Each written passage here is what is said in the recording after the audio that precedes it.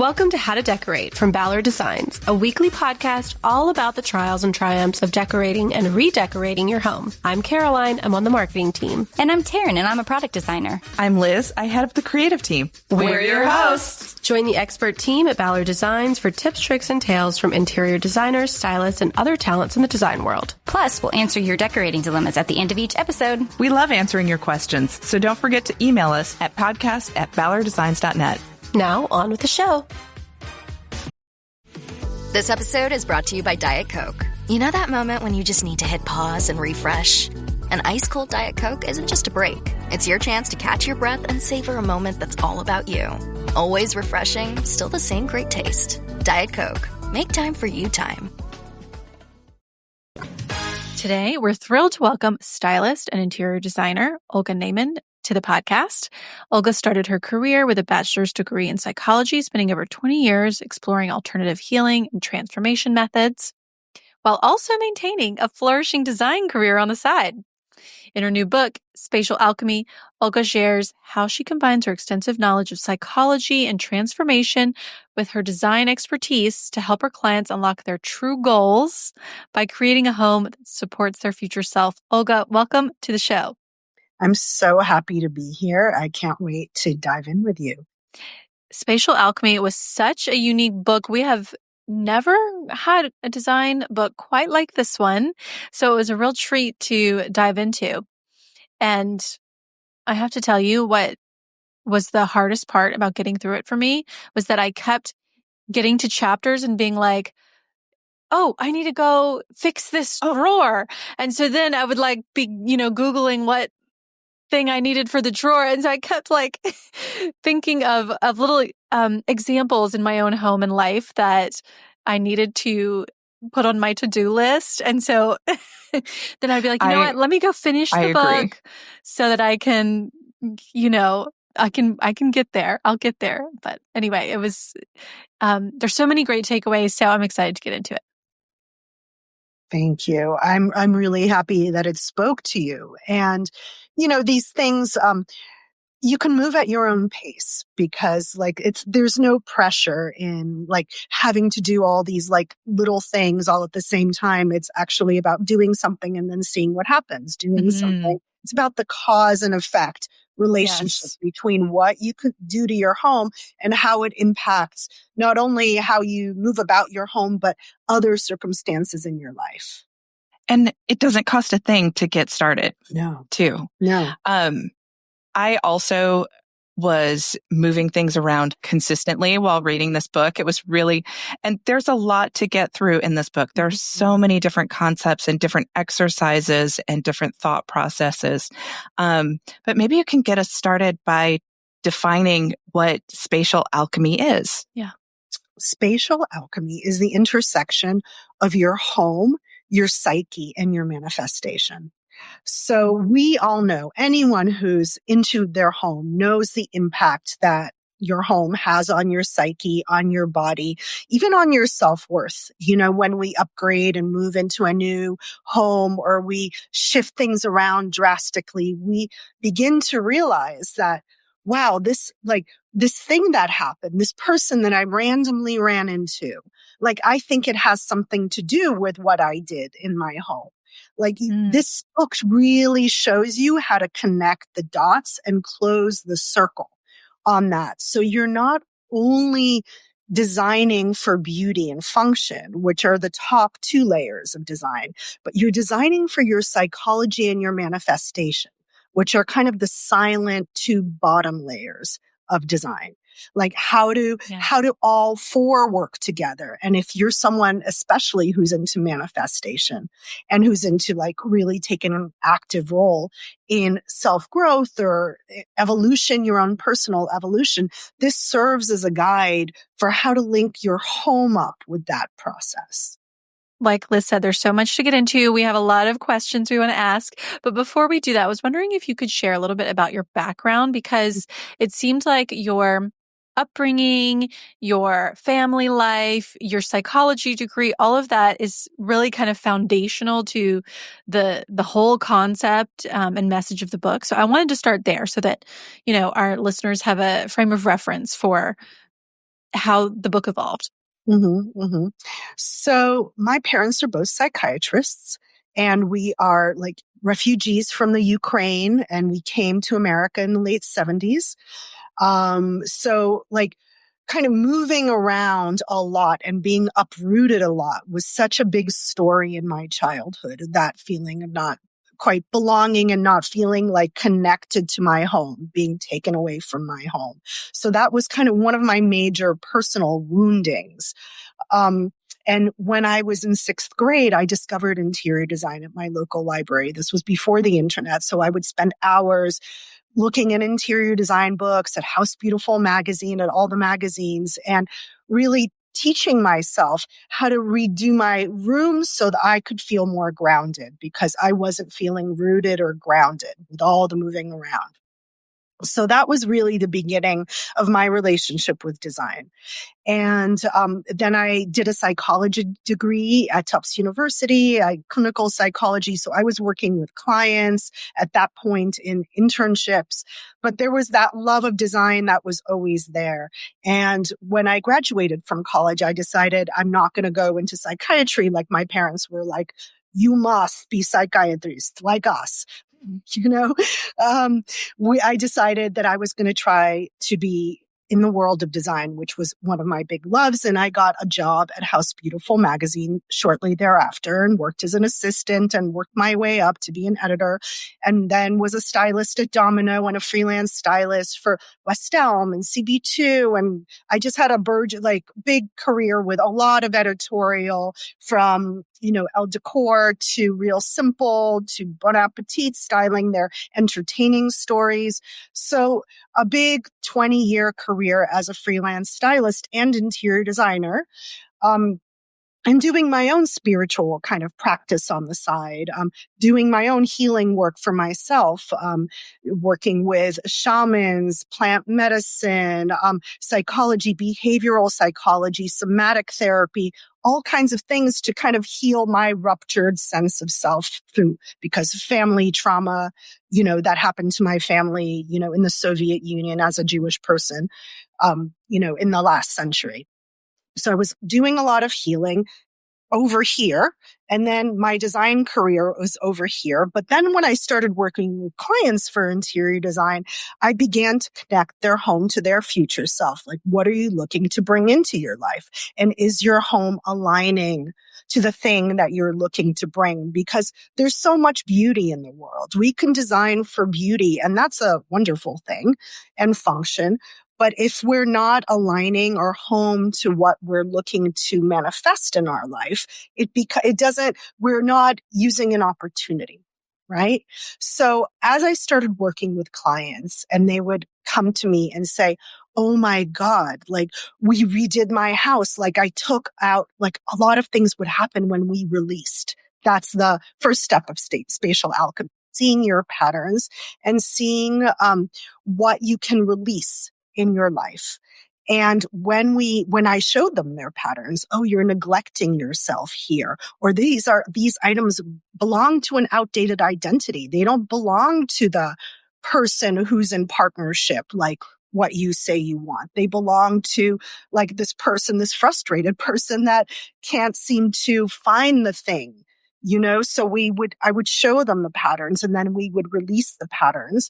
And even just with that alone, seismic shifts would happen in their life. And they would come to me a few weeks later, even a few days later sometimes, like, oh my God, like, I met someone, or like, I'm going on, like, this college person that I was never quite got with called me, or, just these like magical things started happening. And I started putting 2 and 2 together and started working with my own self through my house, and began to, like, systematically realize that what we do in our home has impact in our life. And then creating a system for, like, okay, so how do we create this system? So that's when I really was able to unite the two sides of myself, like the psychological, the spiritual, the kind of self-help side that I did for myself, to the design side that I was doing for clients and in my professional life. This whole approach is so highly personal. And I think everyone is going to come away with their own take on this process because it is so highly personal. And you touched on the phrase future self. And that is a key to kind of unlocking the first steps of this. Maybe you can describe what you mean by the phrase future self. Yeah, the future self is what we're trying to bring into form in our lives. Like we all have vision boards, right? In pop culture, there's this kind of desire to, when we're talking about manifestation, like who would the person that can manifest this easily be? And that is your future self. So it's like dress for success, or don't dress for the job you have, dress for the job you want, are examples of this. And we all inherently know this to be true.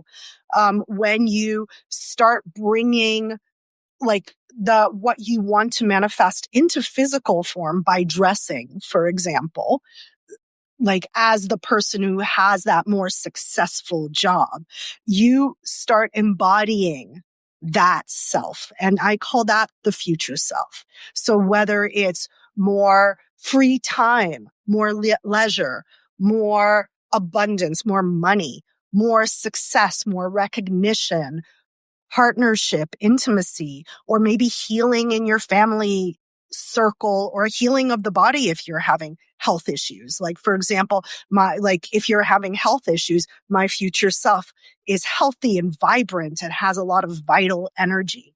So however you define it, yes, that is a personal thing, but you could use your home to begin to represent and align to what you're wanting to become. Right. And then by doing that, your home and the movement throughout your home and the design of your home then supports that future self. Yes. So that you then become that future self. Yes. Yes. So amazing. I'd love to give you an example of this.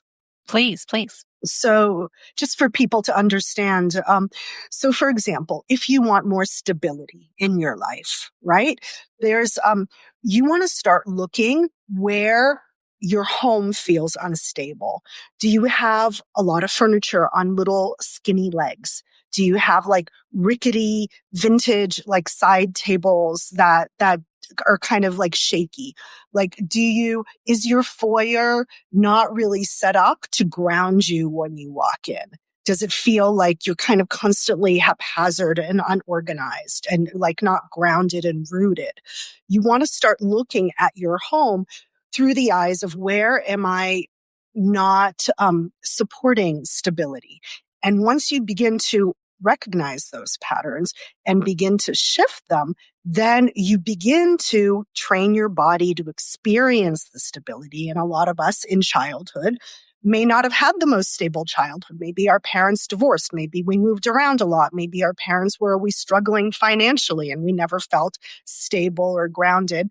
So you want to start seeing where you're actually reinforcing the patterns that are your biggest laments.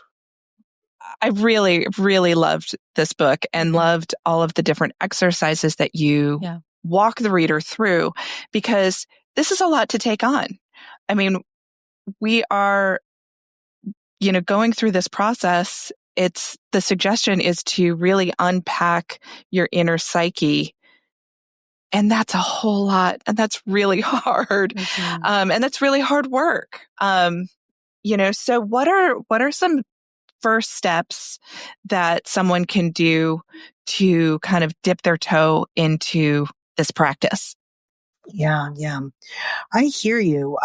Sometimes it's really hard to see our own patterns, but once you train yourself to see them, just like in therapy, once you start seeing your life patterns, as a pattern rather than as random kind of occurrences, you begin to gain more agency over your life. So in a way, I don't even see it as hard. I see it as something that we can get curious about and realize that we're not going to realize all our patterns all at the same time. But once you start with one or two of them, you begin to kind of get the hang of it, and it becomes very natural. And also, when we come into other people's homes, it's very natural for us to see exactly who they are, right? Because we can't see ourselves. Totally. We live in our own blind spots oftentimes. But when we go into, like, say we're starting to date someone new, we walk into their house, we're like, okay, I got this. Like, I see exactly what I'm dealing with. Or a new friend or anyone, really. You can see, like, how much they value themselves, how much they nurture themselves, how they're able to express their creativity. So if you're having a hard time seeing your patterns, and I recommend, like, walking out of your house and coming back into it and seeing it through a stranger's eyes. So who is this person who lives here? What do they value? And are the values aligned with what they're bringing into their lives? And if one is feeling stuck, I recommend just bringing a friend in, because your friend is going to tell you immediately, oh, okay. So I feel like rather than seeing it as hard, see it as fun and, like, interesting, and begin to see how your home is aligning with that which you want to bring into your life, or perhaps aligning with that which you are complaining about a lot. Like, I'm not being supported, or I don't feel held. Like, how is your home not allowing you to feel held if that's what your complaint is in your life? And we all have themes in our lives that we return to over and over, and we complain to our closest people. Like, I wish I felt more fulfilled, or I haven't felt fulfilled in a really long time. And how is your home either creating that sense of fulfillment or disrupting it? Yeah, that's really amazing. And I think it's really great to approach most problems in our lives with curiosity. And do we allow ourselves enough curiosity to examine ourselves? Yeah. That's really amazing. I did end up walking through my house with fresh eyes, and I always find it messier than I think that it is. But I also, started seeing the things that I didn't see before, because we end up walking past things, whether it's, I had some branches that I brought in a little bit ago, and you know what? They were past their prime, but I kept walking past them. And so I quickly got rid of them before this interview. Good job. I love that. And you can start. I always tell people an easy way to start is looking at what's on your walls, the art that's on your walls, like reading it through the eyes of symbol. And we all inherently could do that. Like, does the art feel like I want to feel? Is one thing that I always tell people when they get stuck. Like, look at your art, and does it feel the way you want to feel? Or is it something that's just been hanging there for years and you haven't really even looked at for a long time? Yeah. Yeah, you mentioned a great story about a client that had a picture of a goat that was looking kind of sad, and she didn't realize that it was bringing her down. Yeah. This is a client that lives in Nashville, and she had this picture. It was by a well-known artist. It was like this drawing of a goat with, like, a little tag on its ears, like it was about to go to the slaughterhouse. And she had just gotten divorced, and it had been a really rough divorce. And and the goat was, like, literally right by her front door. And so every time, she wasn't noticing it anymore. She'd had the piece for years. And I was like, is this how you want to feel? Like, this is the entry to your home. And she was like, wow, I never looked at it through those eyes. Like it was just this piece of art by this well-known artist that was passed to me by my parents. Like I never recognized that it actually was programming my unconscious mind. And she sold it, made quite a bit of money, and then was able to buy all these other things that did align with what she wanted in her life. When did making plans get this complicated? It's time to streamline with WhatsApp, the secure messaging app that brings the whole group together. Use polls to settle dinner plans. Send event invites and pin messages so no one forgets Mom's 60th. And never miss a meme or milestone. All protected with end-to-end encryption. It's time for WhatsApp. Message privately with everyone. Learn more at whatsapp.com. Yeah, there's such power in letting something go and then just moving some other things around and giving, you talk about giving things energy as you move them around. Yeah. Because it gives them different focus. Yes. Yes. When you move things around, you're moving them around, especially if you link that to your future self intentionally, because intentionality is massive. And there's like so many scientific studies on this. I'm not even gonna, state this, but if you read the Intention Experiment by Lynn McTaggart, there's like a million scientific studies about how the intention of the observer, it impacts the results. So once you start recognizing that and you start designing your home with the intention of bringing that future self out of the vision board, out of the cloud and into the third dimension with you, it starts really beginning to shift things. So yes, it's a big deal. Yeah, there were so many parts of the book where there was a lot in the book where I was like, oh, okay, because, we have a decorating podcast. We talk about our houses a lot.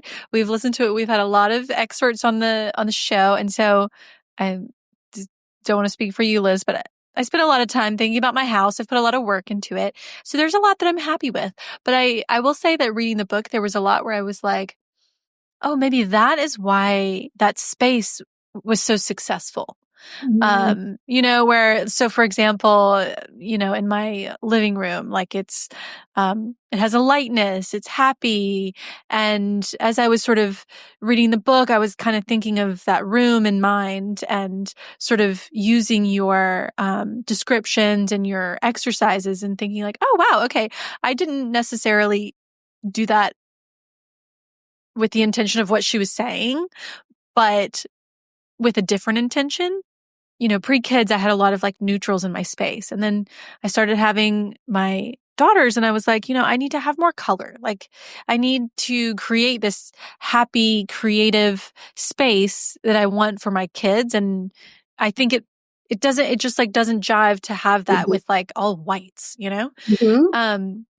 And so that was sort of the intention that I was setting for my room. But then the palette and everything had, there was a part in the book where you talk about stability and fluidity and like it's an active room versus a passive room. So there was a lot that I was like, oh, okay, maybe I was doing this, but not with quite the clarity that you outline.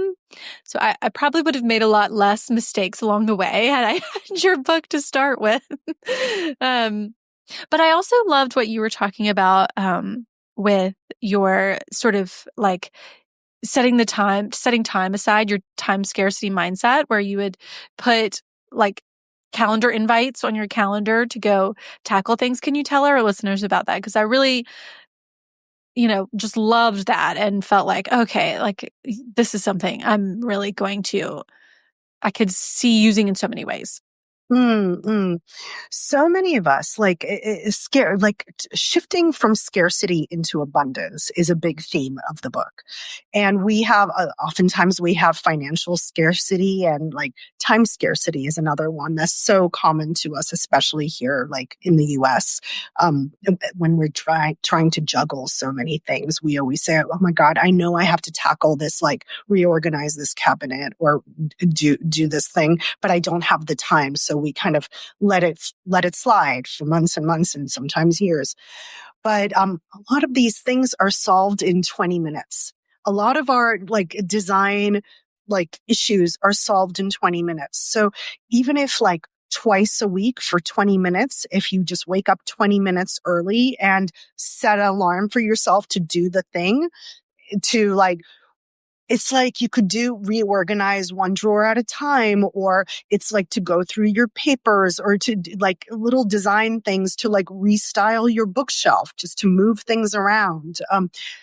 Oftentimes it doesn't take more than 20 minutes, but then the key thing is you get such a dopamine rush. Your brain gets such a dopamine rush after you've done it, because you walk by that area, or you open that drawer, or you open that closet, and like that 20 minutes, like twice a week, 40 minutes, like equals so much self-pride that it gets a cycle going, because you want to start doing that more, because you want to feel the dopamine. You know, it's just something that happens to our brains. So it's a small, quick way to shift out of the scarcity, I don't have time, into abundance. Like, actually can make time.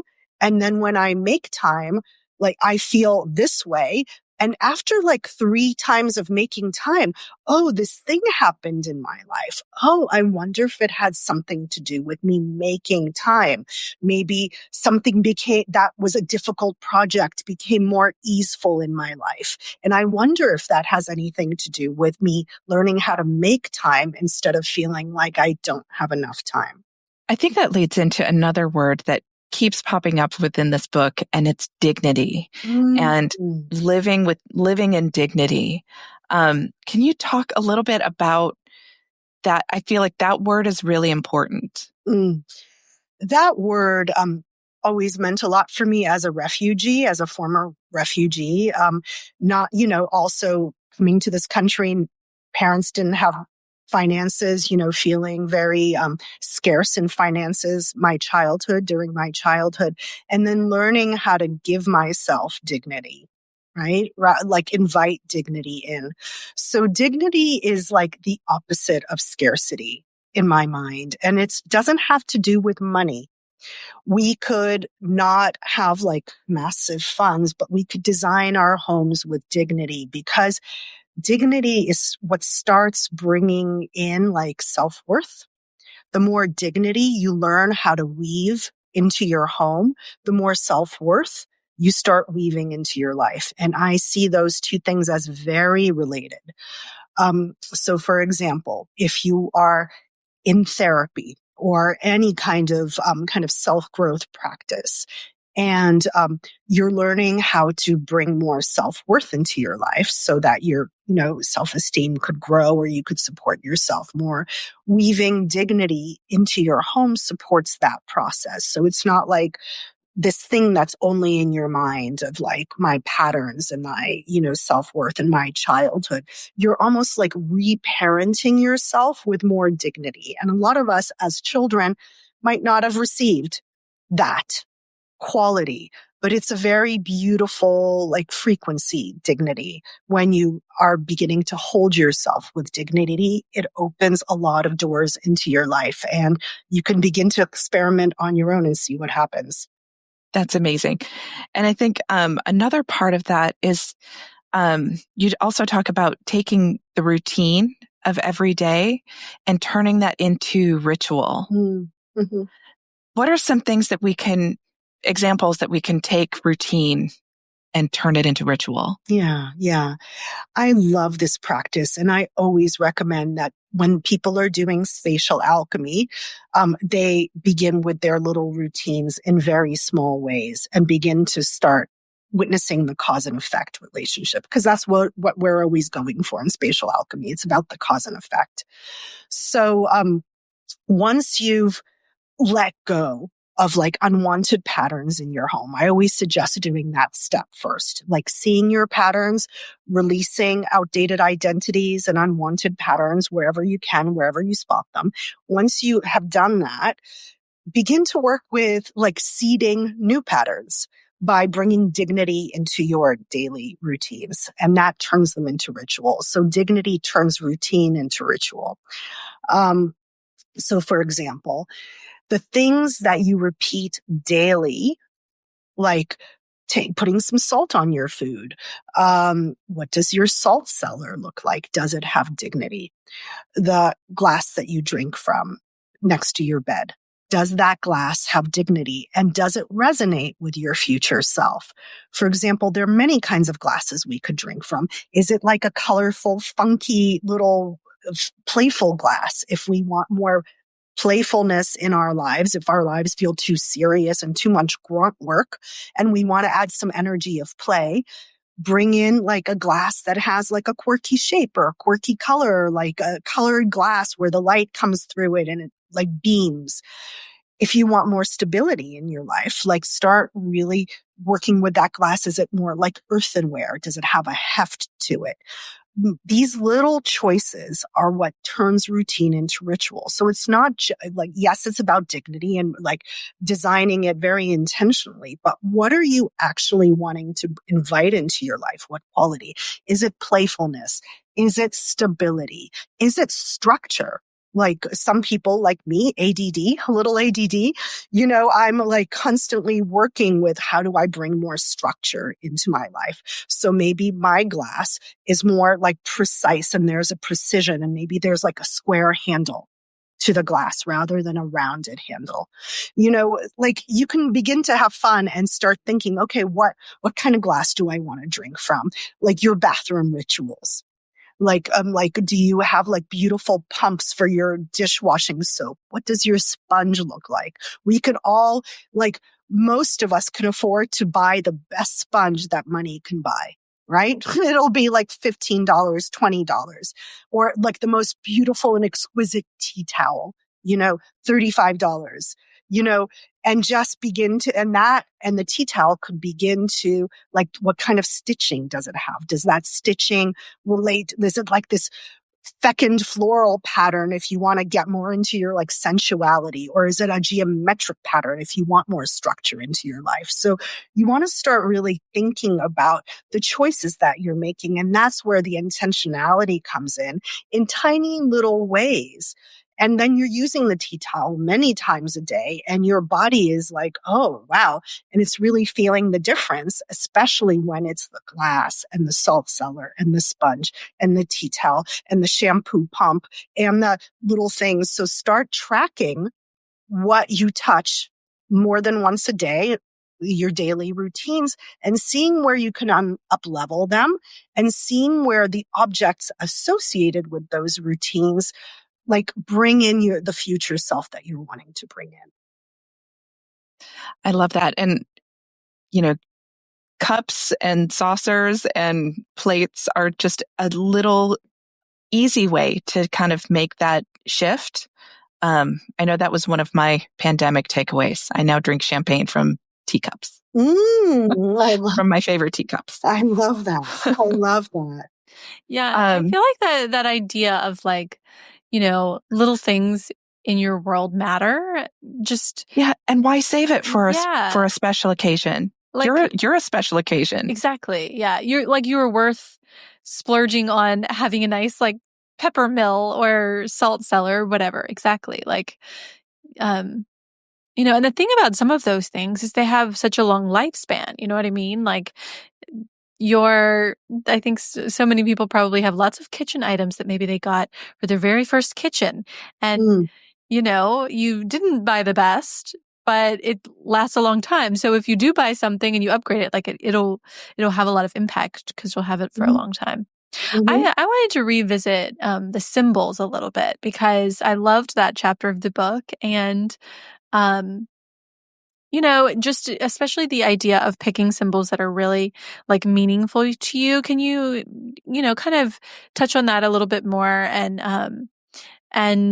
I guess sort of where you feel like it makes the most sense to incorporate the symbols? Like, you kind of talked about art a little bit, but maybe other items in the home where it is a little bit more, easy to incorporate. So, symbols are the way that our unconscious minds speak to us. And anyone who's ever done dream analysis or tracked their own dreams understand that. There are themes that happen in our life, and these are like kind of archetypal universal themes. For example, like a parachute is a universal theme. Whatever culture it is around the world, a parachute kind of means the same thing. Same with the difference between a snake, the symbol of a snake, the symbol of an eagle, right? Those are two different things. One is like on the ground and moving in a specific way, has a very a similar kind of symbolic reference in many cultures around the world, whereas an eagle or a bird has a other kind of symbolic reference. And I don't even need to tell you what that is. We all know what that is. So these are universal principles that transcend kind of culture. Yes, there are some cultural symbols, like, in the US, we have our own cultural references, but many times there are symbols like a ship, that a ship on water, like something that you have on your wall. What's the sea? Is the sea calm, or is the sea rocky? Is it like a stormy sky?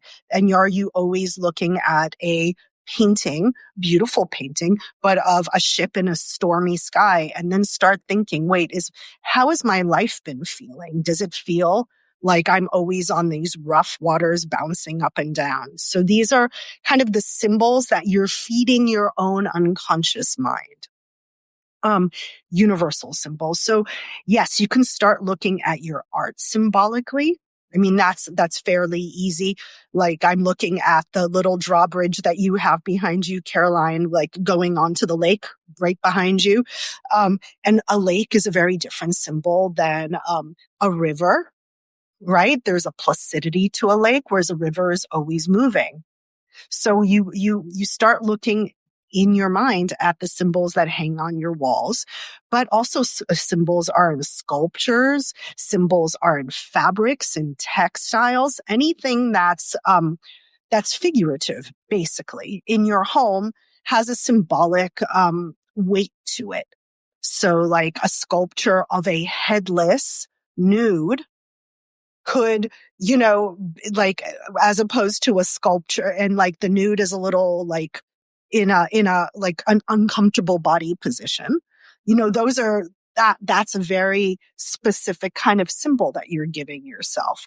Whereas like there's a sculpture of a nude sitting in a kind of graceful body position. You want to start looking at the positionality, especially human symbols of humans that are on your walls.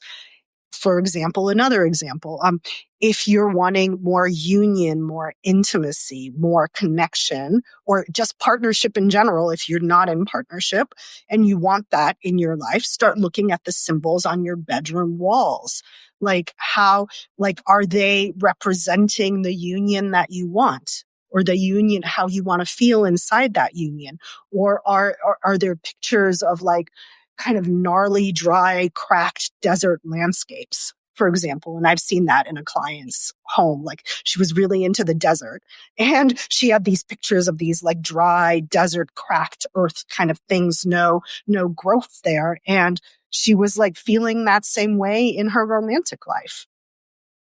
And so and she hadn't seen it. You don't see it because you're like looking, oh, cool desert, but really, how are you using that to feed your own unconscious mind? So look at everything that's figurative in your home, pictures of just colors.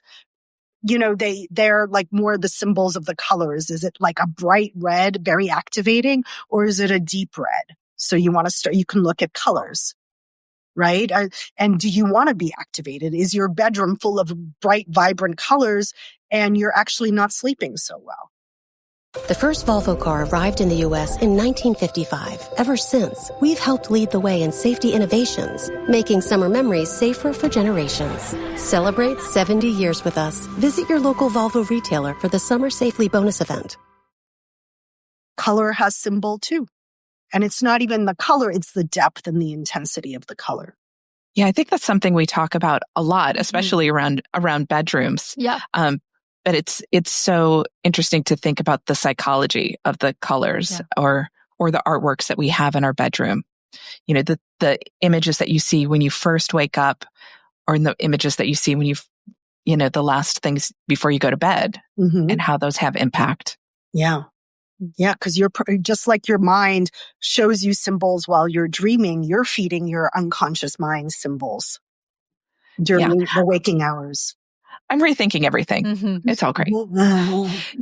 Of course, in the beginning of the book, you talk a lot about clutter and, as sort of being like a step one of that release of things. And that was definitely something that I honed in on or just even like thinking, okay, like decluttering my bedroom before I go to sleep so that when I wake up, the room is ready for the day start. And I am ready for the day. And, that 20 to 30 minutes before bed to have the house in order means that in the morning I'm like more ready to tackle things. So I loved that as a practice. And, but I also do struggle sometimes with letting go of things. And I occasionally, part of me is like, oh, just throw it away. Like I get rid of it, like donate, kind of slough it off. But then a part of me is like, well, one day I might need this. So you had a list in here that I thought was so fun and so accurate. And it was about items that don't make you feel good. And so I just wanted to read it because I thought it was so funny. Never, something that didn't quite work in your home, something that feels emblematic of an old version of myself. Things I forgot about, like things you just forgot even you had. That one made me laugh.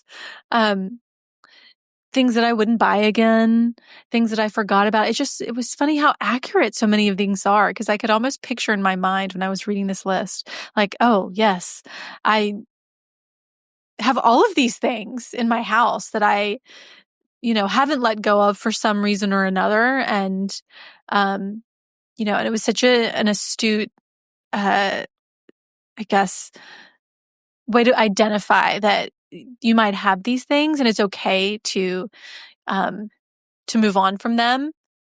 Even if it's a bigger piece of furniture too, letting go of something because that's not a representation of the person. Right. And I think that that's also something you mentioned in there that, grandma's sofa is not grandma. Yeah. Yes. Yeah. That's such a key thing because oftentimes we receive things from relatives as gifts, especially someone who has passed, and then you hang on to this thing, but you realize that I actually don't really like this sofa was never comfortable. Like it's not really serving me. I'm holding on to it because I'm holding on to the memory of this person, but you're not really honoring the object. Someone else could honor it better if you give it to Goodwill. Someone else could use that sofa in a way that honors your grandmother even more. And I want to differentiate actually between decluttering and dissolving. So dissolving is a deeper layer than decluttering. Decluttering is awesome, but oftentimes all of us go through the cycle of decluttering and then the clutter comes back and decluttering and clutter comes back. So we're always in this kind of cycle around decluttering. And it's an important cycle to keep on top of. Yes. But underneath it is a bigger pattern, which is dissolving outdated identities and unwanted patterns. So what you want to do is start saying, what do I value more? Do I value the future self that I'm bringing in? Or do I value this always uncomfortable chair that my future self feels held and nurtured. And this chair does not make me feel held and nurtured because it has these wooden arms. I can't lean into it. It's always I never really even sit in it. What pattern am I giving more weight to? The thing that I want to bring in or this old unwanted pattern that I'm just hanging on to just to hang on to it. And that's when you start asking yourself that deeper question. Do I really value the thing that I want enough to let go of the thing that's the opposite of it? That's when you start really seeing, okay, and it's just like that with relationships when we have to let go and walk away, or jobs that aren't quite right, but then they fulfill some needs. At a certain point, you start to value the alignment, your inner alignment, more than the job, the relationship, or the chair. And now I'm getting new chairs. I feel like you described my living room chairs that I never sit in that have tough wooden arms. And yeah, I never sit in them though. Mm. You're absolutely right.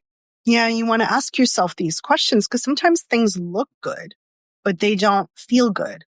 And if you're not actively using them, then there's a reason. And then you have to ask yourself. And sometimes it's good to sit with an empty space in your home and because the universe sometimes fills that empty space in a way that you wouldn't think, because maybe you'll sit with an empty space for a month or two and then somehow you'll like receive some chair that you never, like, you don't even have to buy it, but the perfect chair comes into your life and you're like, oh, that's interesting. Like, that's the universe talking to you. So much of the first part of this book is really all about breaking down to build back up. Mm-hmm. And I feel like the whole second half of the book is all about I think you say dissolve and coagulate. Mm-hmm. So that coagulation and bringing things into a formation that works for you in your home. Mm-hmm. One of the things that I found very interesting is recognizing doorways as frames to lead you into the next space. Maybe you can talk a little bit about your philosophies around that. Mm-hmm, mm-hmm. Well, doorways frame focal points, right? What you see through a doorway is literally a physical frame that frames what you see through that doorway. So that's a focal point. Just like over the sofa is a focal point, over the mantle is a focal point. There are many focal points in our homes. What we see on the other side of the bed, what's over the bed is a focal point. But back to the doorways, what you see through a doorway is a focal point because you're walking towards it. Like, think of the body as like you're constantly, many, many times a day walking towards something that's being framed by the doorway. So what are you walking towards? Like, often we want to be very intentional with how we're creating that space and aligning it. Like, for example, if we want more balance in our life, I always want more balance. I'm a Libra, so I'm always seeking balance. So do you want to work with symmetry, for example, in what you see over the door, like through the doorway? Do you want to work with asymmetry? Is your life too stagnant and you want to shake it up a little bit? This is what I mean by like moving your things every so often to align with what you're bringing into your life. But the doorways, you're always crossing the threshold towards something through the body. So you want to get very intentional about what you're crossing the threshold towards. And this is a powerful place to use symbols. For example, you're crossing a door, you're crossing a threshold, and I'm looking at a large set of gold wings across from my desk, and you want to like start working with, okay, I'm walking towards these wings through the doorway because I'm seeing these wings. And it's like, I want to have that like feeling of like flying, not falling. So you start working with all kinds of symbols, and doorways accentuate those symbols. Yeah, you definitely had me walking through each of my doorways with fresh eyes too, to just kind of see what's going on there. And I did end up moving some lamps that were like a little bit more iconic into frames so that I can see them when I'm sitting on my sofa. I look into my dining room and see that kind of more iconic and bold lamp. Mm-hmm. And how did that make you feel? How did it begin to impact you? Yeah, it really made me smile.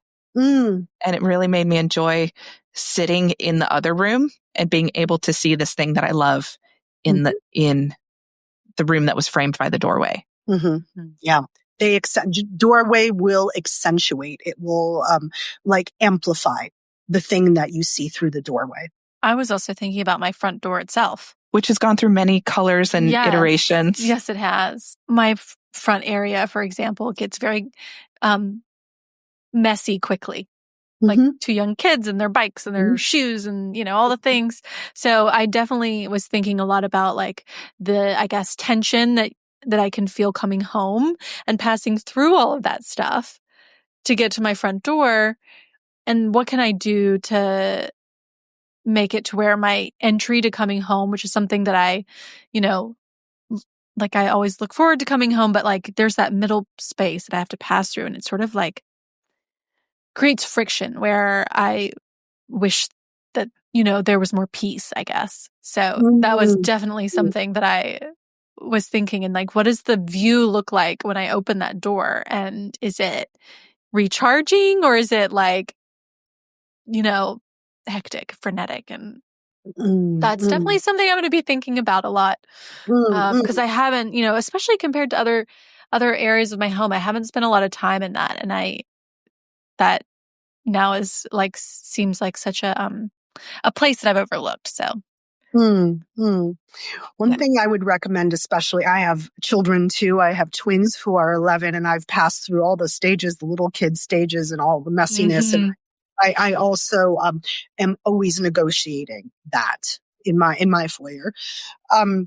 One thing I recommend to people is like really working with the walls, the ceiling, like can we, like, especially if it's a small space, maybe there's wallpaper in the ceiling that feels peaceful, that has like, maybe it's a moire wallpaper that feels watery at the top, like a light blue moire wallpaper. And a beautiful chandelier that's like round and not pointy, not angular, but like soft and round, and like the art that's on the wall, can it be more peaceful? So you want to start because influencing where you can influence, because oftentimes with little kids, it's really hard. Yes, we can work with storage solutions. Yes, we can work with like closed door armoires or, baskets and things like that. But the things that you can influence, like the art, the colors, the lighting, the quality, like can things be more angular and softer? That brings about peace. Yeah. I think you could even ask your kids too, like, how does it make you feel to come in? Great idea, Liz. Yes. Right? They have feelings. They feel so hard. Yeah. How do we bring more peace into this? Yeah. And then like strategize with them together. Yeah. That's a great what idea. Is peace? What is peaceful? What feels peaceful to you? What feels calming and soft? Yeah. It's a good idea. I'm going to do that. Yeah. Give My them some oldest intention. right now is like really into organizing all of a sudden. And I'm like, oh, okay. Let's harness this interest. I can put this to work. Yeah. Well, Olga, this was such a delight. I am going to really be revisiting your book a lot. I know that, just because there was so much to take away, and I could imagine, going back to it, especially again and again as we evolve. Exactly. As like what you're looking to bring into your life changes. Now it's something, in 5 years, it might be something else. And, so this is going to really stick with us, I know. Yeah, I know we always talk about, letting the room grow slowly, and, it's designing your home is not an overnight process. And the questions that you're asking and the exercises that you're offering in this book really are things that we could ask in 5 years and we would have totally different answers. Yeah, true, totally. And one doesn't need to like redo their home every 5 years. Like this is such a practice of intentionality. And it's more about like moving things around, like realizing which like 1 or 2 things, 3 things don't work, where you can begin to upgrade. It's like getting into a deeper conversation and intimacy with your home. Yeah. Yeah. I think we often talk about how like your home matters, and thoughtfulness and the plan and the intention is really worth it, because it's, it's the base for the whole rest of your life.